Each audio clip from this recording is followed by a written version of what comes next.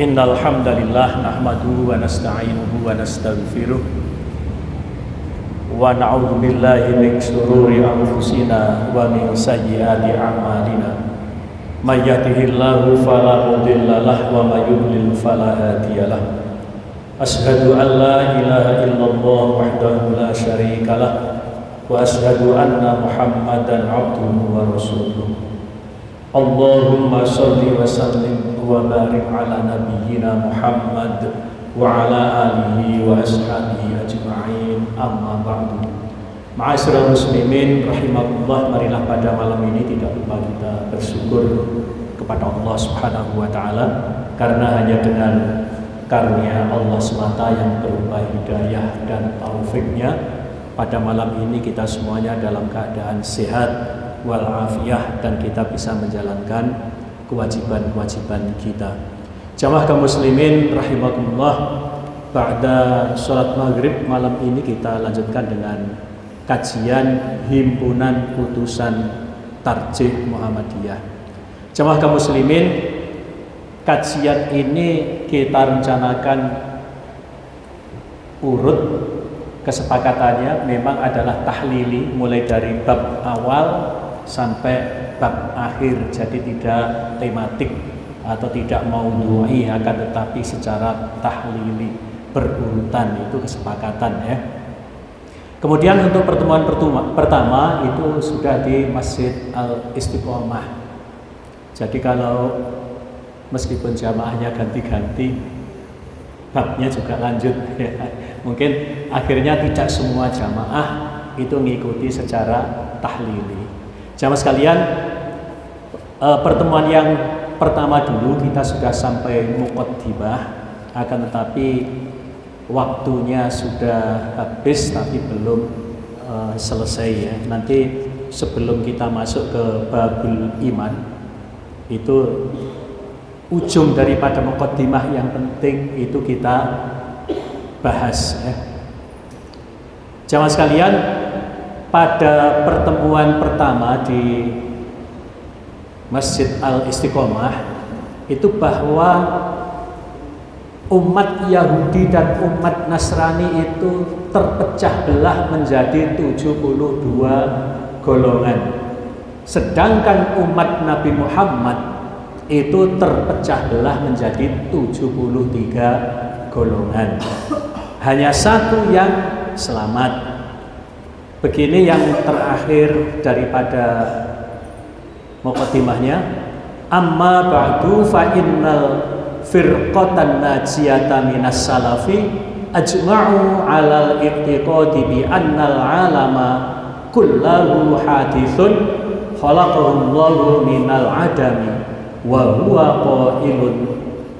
qabilun lil fana. Wa ala anna nadhra fil kauni li ma'rifatillahi wajibun syar'an. Wa nahnu nasra'u fi bayani usulil aqaidis shahihah. Yang artinya begini, kemudian daripada itu maka kalangan umat yang terdahulu, yakni mereka yang terjamin keselamatannya. Siapa yang terjamin keselamatannya? Yaitu firqatan najiyata minas salafi, firqah yang dijamin keselamatannya minas salafi, dari bagian kalangan salaf. Kemudian dalam dalilnya jamaah kaum muslimin di sini dikatakan 73 golongan itu semuanya masuk neraka illa millata wahidatan, kecuali satu millah itu ya, satu golongan ya, kecuali satu golongan. Qalu wa man hiya ya Rasulullah, maka para sahabat bertanya, siapa dia wahai Rasulullah? Firqatun najiyah itu yang selainnya adalah masuk neraka. Qala, Nabi menjawab, ma'ana alaihi wa ashabi. Nabi menjawab, yaitu apa-apa yang aku di atasnya dan para sahabatku. Artinya adalah golongan yang mengikuti apa? Nabi Muhammad dan para sahabatnya. Maka jamaah kaum muslimin, umat Islam itu mestinya semuanya yang salafi. Ya, umat Islam itu adalah mengikuti salafiyah. Semua umat Islam adalah salafiyah. Mohon maaf, sebelum adanya kelompok yang diklaim atau yang mengklaim, saya nggak tahu ya, itu adalah golongan salafi. Sebelum ada itu, mulai zaman Nabi sudah ada namanya apa? Salafiyah. Coba Ibnu Taimiyah itu adalah salafisme. Sekitar abad 12-13 Masehi. Dia adalah salafisme. Kemudian tahun 1700-an hidupnya, 1780 itu adalah Muhammad bin Abdul Wahab. Itu namanya juga gerakan salafisme. Kemudian Muhammad Abdul yang wafat tahun 1905, berarti hidupnya di abad 18 sampai abad 19. Itu juga menamakan gerakannya adalah gerakan salafiyah. Dan semua itu ada kesamaannya. Di antara kesamaannya adalah tajdid, artinya pembaharuan itu kembali kepada sumbernya. Jadi pembaharuan itu bukan modifikasi. Pembaharuan agama Islam itu bukan inovasi, bukan modifikasi. Akan tetapi al-rujuk ilal Quran wa sunnah, kembali kepada sumbernya. Itu namanya adalah pembaharuan. Maka kemudian cirinya diantaranya selain purifikasi. Purifikasi itu memurnikan ya. Cirinya yang pertama adalah memurnikan ajaran Islam. Mulai Ibnu Taimiyah, anti sinkretisme. Napa sinkretisme itu? Sinkretisme itu adalah mencampur adukan keyakinan. Makanya panjenengan kalau salam ya assalamualaikum warahmatullahi wabarakatuh saja.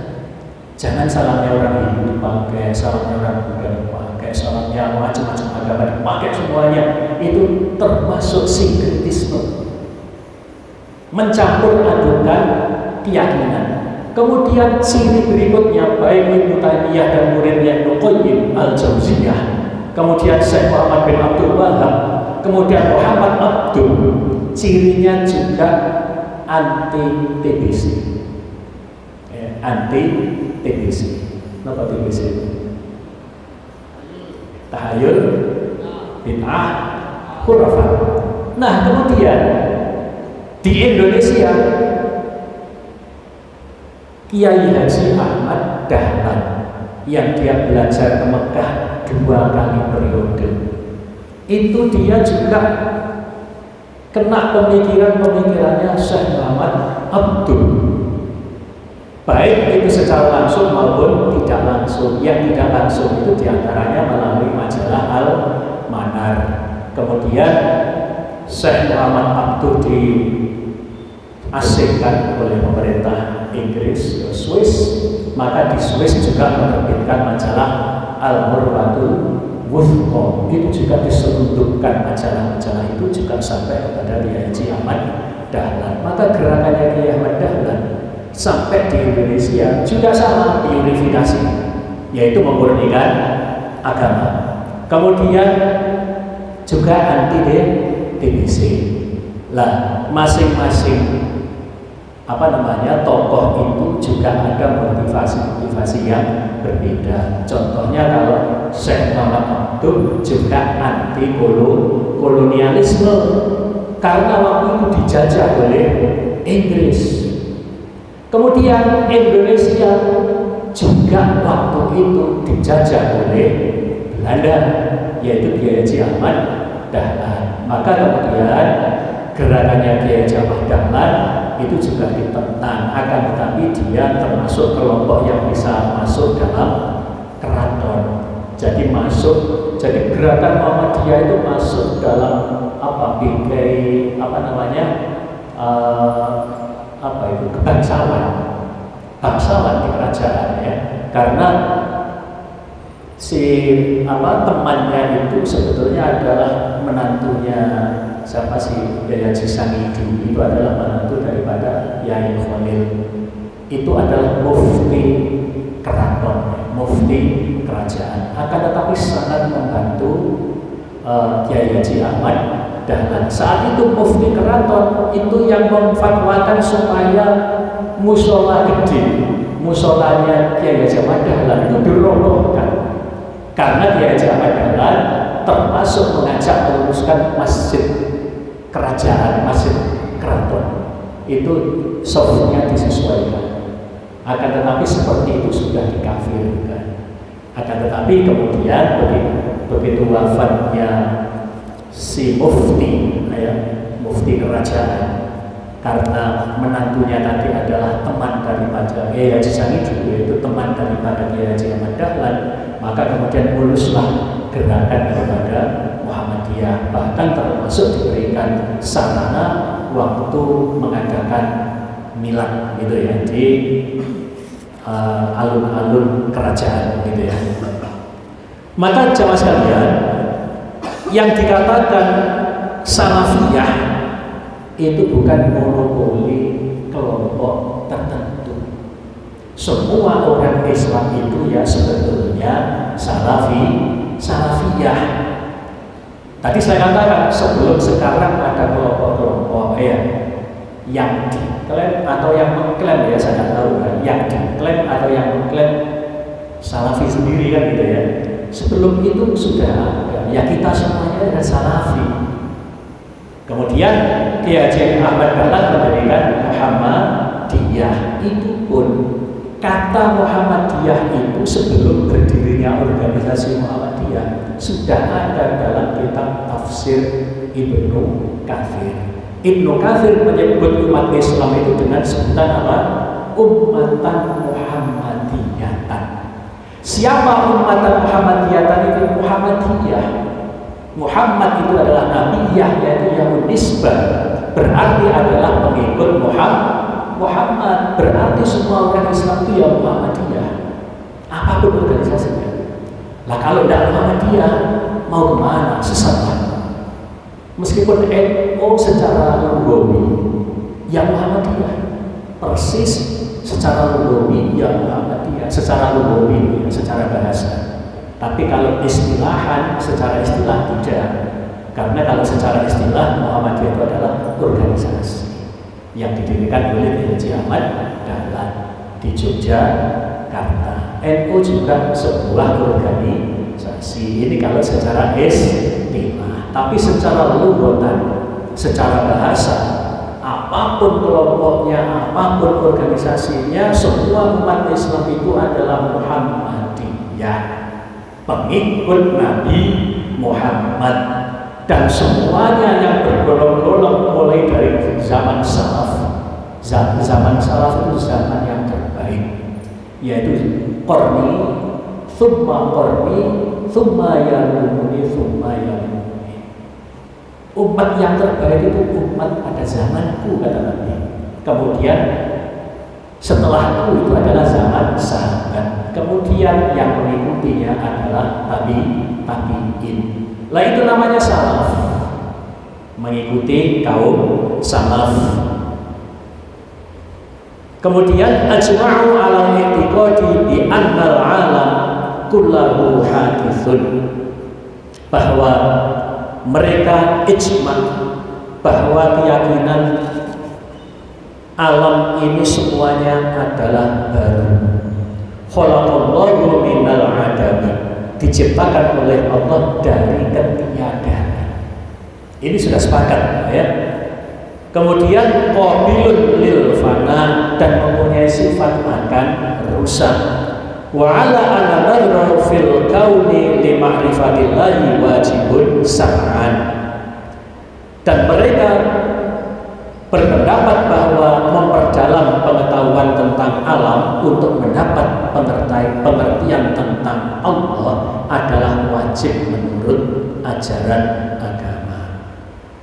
Jamaah sekalian, memang tentang etikot ini kan termasuk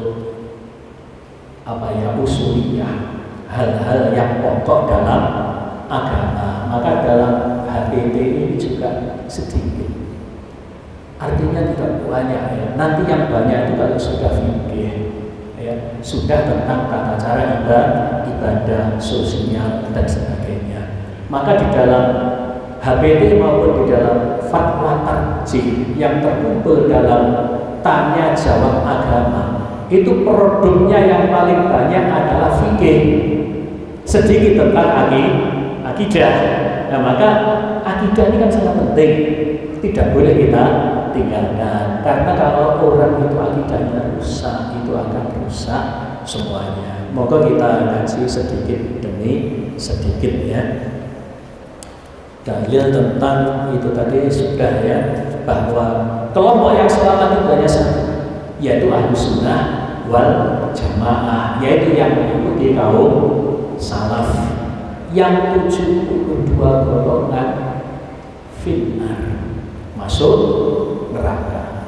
Lemana yang 72? Jangan disebut ini kan begini jamaah sekalian. Ini termasuk spirit pendirian Muhammadiyah. Itu kan walakum minkum ummatun yad'una ilal khair dan seterusnya, surat Ali Imran. Hendaklah ada segolongan umat yang menyeru kepada kebaikan, menegakkan amar ma'ruf nahi mungkar. Maka kita pahami organisasi-organisasi yang ada, selama semuanya adalah dalam kerangka menegakkan amar ma'ruf nahi mungkar, berpegang teguh pada Al-Quran dan As-Sunnah, semuanya sama. Semuanya adalah Ahlus Sunnah wal Jamaah, apapun nama organisasinya. Tapi apabila ada sebuah kelompok jamaah organisasi yang menyimpang dari etikot Ahlus Sunnah wal Jamaah, yaitu termasuk yang 72. Contohnya apa? Contohnya yang kelompoknya mengaku punya nabi. Contohnya punya nabi sendiri. Contohnya kalau golongannya kafir, kemudian menghalalkan yang takiyah, menghalalkan bohong untuk menutupi identitas atau etikot kelompoknya. Sebetulnya kelompoknya itu adalah yang mengkafirkan semuanya.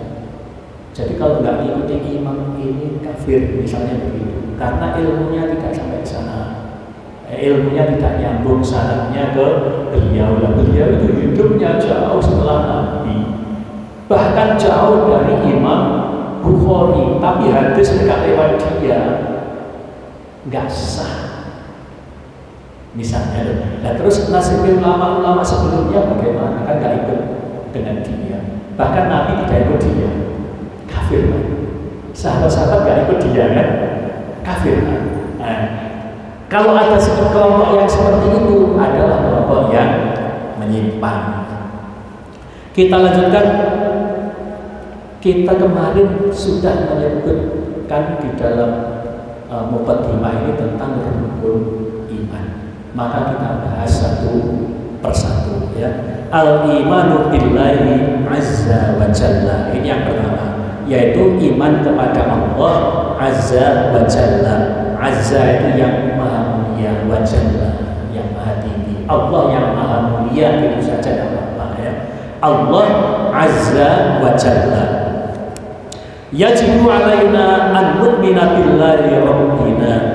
Wajib bagi kita an nu'mina billahi rabbina, untuk mengimani bahwa Allah itu adalah Tuhan kita. Wa huwa al-ilahul haq, dia adalah Tuhan yang hak, alladzi khalaqa kulla syai'in, yaitu ilah yang menciptakan segala sesuatu. Wa huwa al-wajibul wujud, dia adalah wajib adanya. Jamaah sekalian, setiap zat itu, setiap yang ada itu ada zatnya. Ada. Semua yang ada itu ada zatnya. Air ada kan? Zatnya air ada. Gas zatnya ada. Semua ada. Allah itu ada, berarti ada zatnya. Ada zat Allah. Zat itu dari bahasa Arab. Zat. Tafakkaru fi khalqillah wa la tafakkaru fi dzatillah. Pikirkanlah apa yang diciptakan oleh Allah, jangan memikirkan zatnya Allah. Jadi Allah itu ada, berarti ada zatnya, tapi jangan sampai dipikirkan. Gitu ya.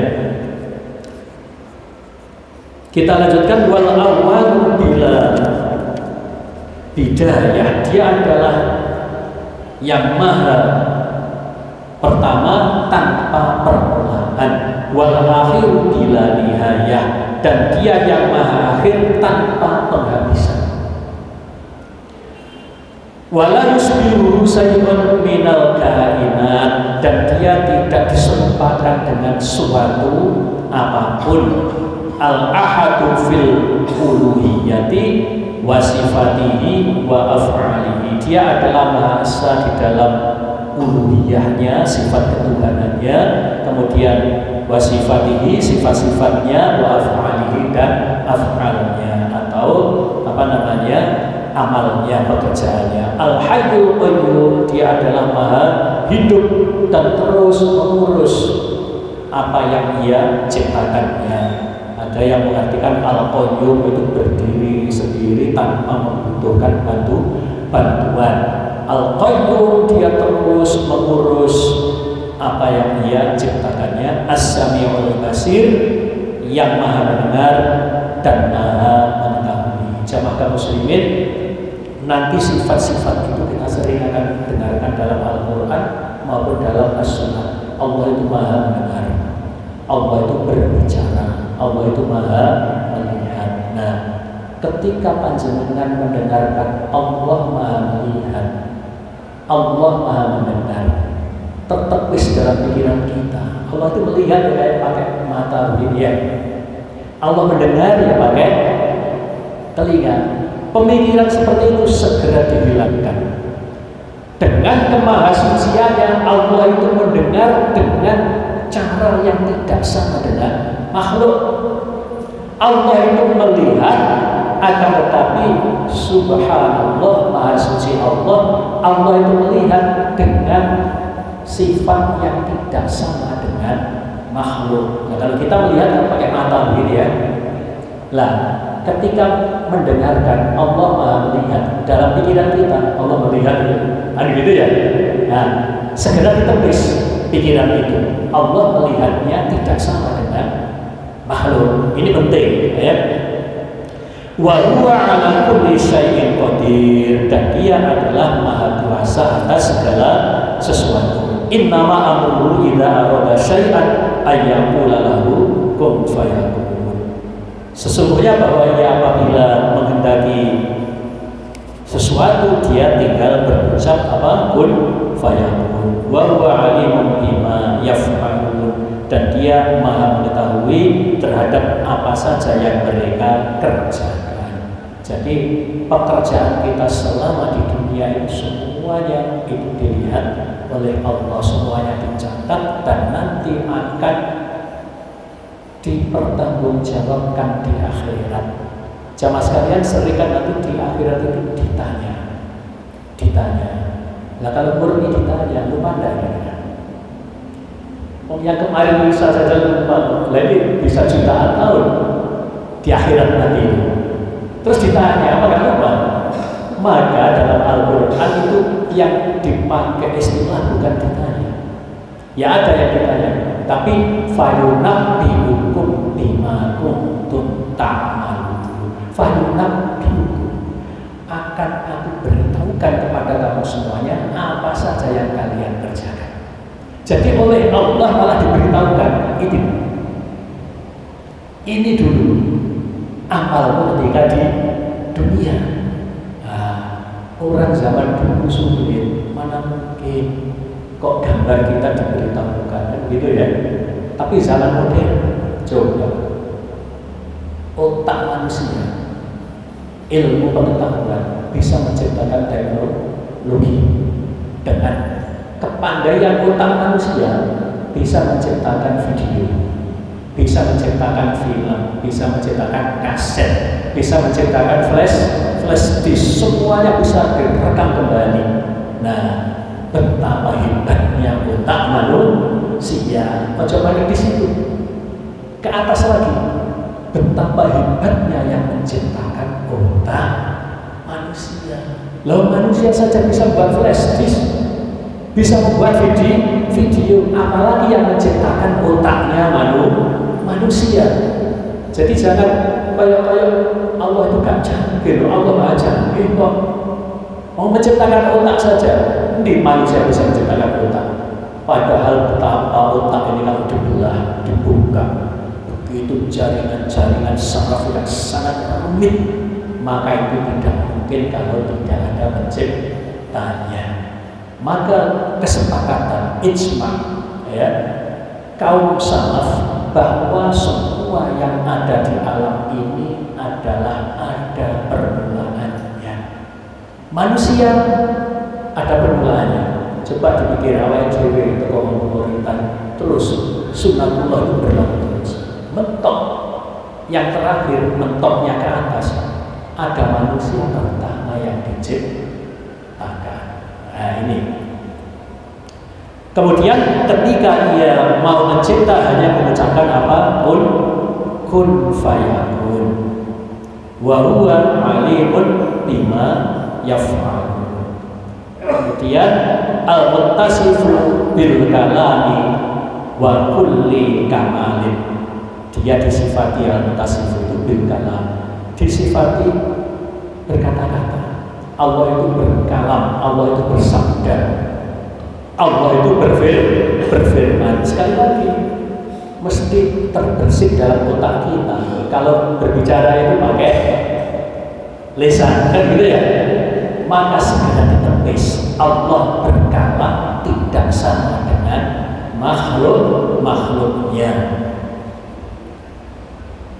Wa kulli kamalin, dan ia mempunyai sifat maha sempurna. Al-munazzatu an kulli naqsin wa muhalin, dan dia suci dari apa ini an kulli naqsin. Dia suci dari kekurangan, wa muhalin, dan suci dari kemustahilan. Kalau kita bahasa kita mukal gitu ya, muhal ya. Muhal itu mustahil gitu ya. Allah tidak ada yang mustahil baginya. Allah tidak ada yang kurang. Allah itu adalah maha sempurna. Yakhluqu ma yasha'u wa yakhtar. Allah itu mencipta apa yang Ia kehendaki. Biyadihil amru kulluhu wa ilaihi yarji'un. Biyadihil amru, segala urusan itu semuanya adalah di tangannya, wa ilaihi yarji'un, dan hanya kepadanya mereka itu kembali. Tanbih yang perlu kita jelaskan jamaah muslimin tentang ini. Nanti tidak semua dalil kita baca ya. Kalau semua dalil kita baca repot ya. Kurang berapa menit?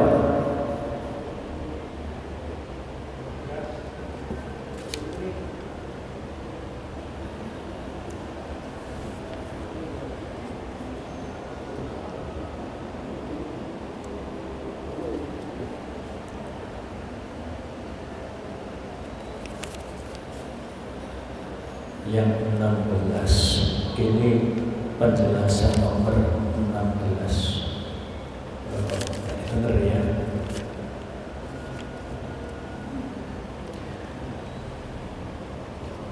Dalil yang nomor 16, Allah tidak membebani seseorang melainkan seimbang dengan kekuatannya.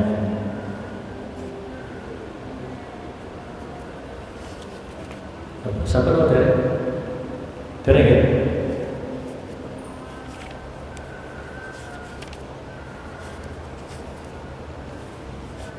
Bentar, cari dulu ya. Ini tanbih ya, penjelasan. Maka lafanallahu bil bahthi fil i'tiqadi bima la tasilu ilaihi guna. Allah tidak menyuruh kita membicarakan hal-hal yang tidak tercapai oleh akal dalam hal kepercayaan. Li'anna aqlal insani la yastati'u ay yasila ila ma'rifati dzatillah wa kaifiyati ittisafihi bi sifatin fala tabhath anhu. Sebab akal manusia itu tidak mungkin mencapai pengertian tentang zat Allah dan hubungannya dengan sifat-sifat yang ada padanya. Maka janganlah engkau membicarakan hal ini. Ini dalilnya nomor 16.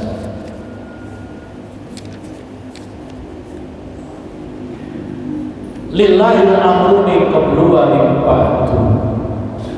La yukallifullahu nafsan illa wus'aha. Allah tidak membebani seseorang melainkan apa? Seimbang dengan kekuatannya.